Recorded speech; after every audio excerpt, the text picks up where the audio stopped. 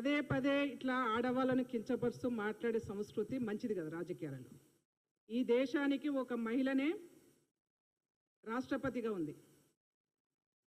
తెలంగాణ రాష్ట్రాన్ని ఇచ్చినటువంటి నాయకురాలు ఒక మహిళ సోనియా గాంధీ గారు. తెలంగాణ రాష్ట్ర ఉద్యమంలో అగ్రభాగాన కొట్లాడింది మహిళలు.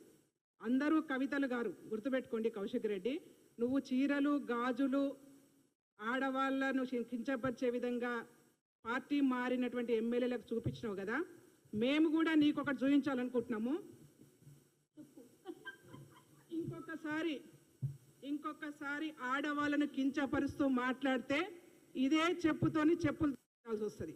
అందుకే మిస్టర్ కౌశిక్ రెడ్డి, ఒళ్ళు దగ్గర పెట్టుకొని ఉండు, ఒళ్ళు దగ్గర పెట్టుకొని మాట్లాడు.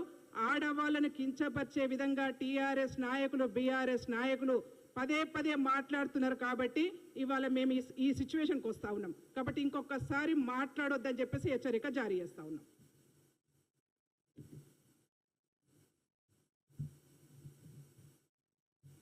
ఓకేనా?